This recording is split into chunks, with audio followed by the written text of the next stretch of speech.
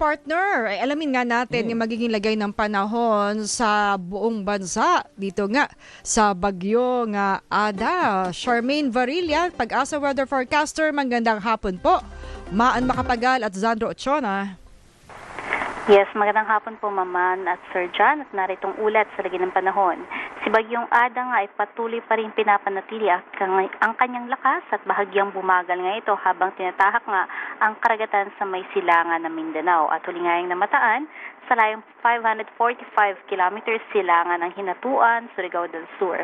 May taglay na lakas ng hangin na umaabot ng 45 kilometers per hour mula sa sentro at mga pagbugso na umaabot hanggang 55 kilometers per hour. Patuloy nga yung kumikilos, pakanluran, hilagang kanluran sa bilis na 10 kilometers per hour. Base sa nakikita nating senaryo, patuloy itong kikilos pahilagang kanluran at maaari nga yung mag-landfall dito sa may bahagi ng Eastern Visayas by Friday or Saturday. Inaasahan din nga yung paglakas nito at maaaring umabot into tropical storm habang kumikilos nga ito papalapit sa kalupaan ng ating bansa. Inaasahan naman na magsisimula ng linggo ay tatahak na ito o kukurba na pa north-eastward papalayo sa ating bansa dito sa may southern parts ng Luzon. Sa ngayon, nakataas pa rin ang wind signal number 1 sa northern Samar, Eastern Samar, maging sa may Dinagat Island, Surigao del Norte at Surigao del Sur. Muli natin pinag-iingat yung ating mga kababayan dyan sa mga peligrong dala ng malalakas ng hangin, lalong-lalo na sa mga susunod na araw. Samantala, inaasahan din natin na yung mga malalakas na mga pag-ulan ngayong araw ay nandito pa rin sa may silangang bahagi ng Eastern Visayas, particularly sa may Eastern Samar at sa may eastern parts ng Caraga kasama ang Dinagat Island, Surigao del Norte at Surigao del Sur.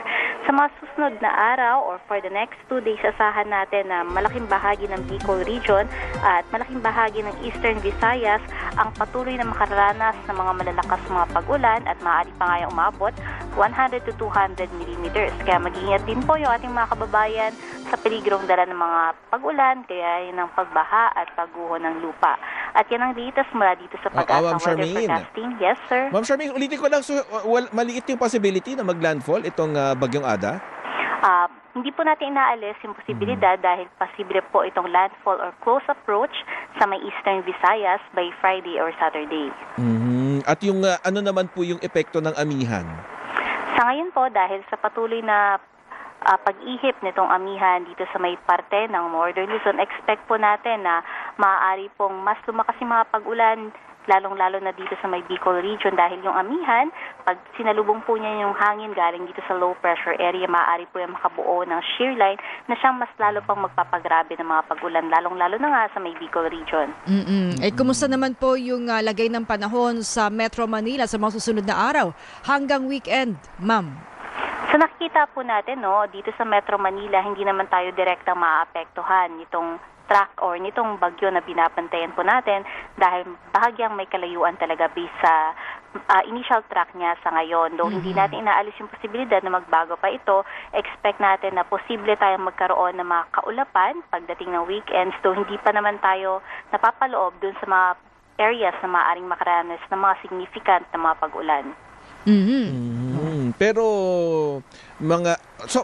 yung matapos itong Bagyong Ada, may inaasahan pa po ba? Mga ilan po yung inaasahan nating bagyo na papasok sa ating Philippine Area of Responsibility ngayong buwan ng Enero?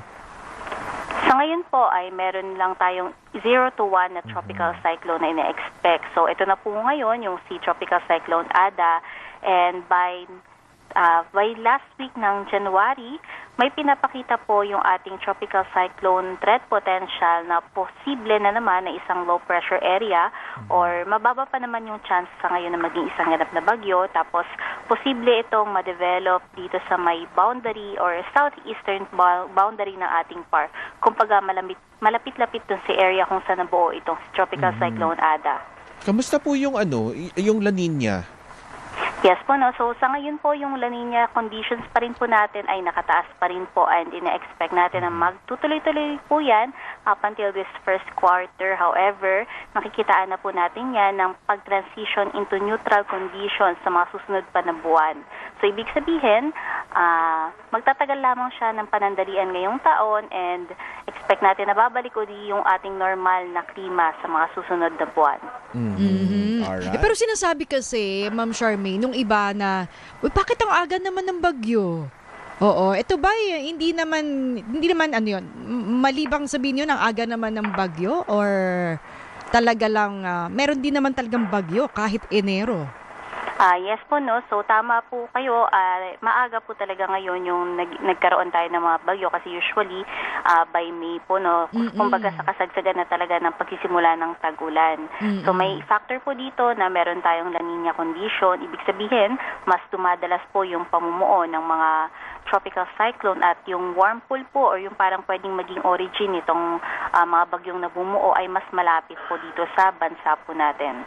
Oh, yan. At ang malinaw diyan, hangga't umiihip ang amihan at merong mainit-init na hangin mula diyan sa may silangang bahagi ng dagat Pasipiko, yun yung bumubuo ng shear line, 'di ba, ma'am?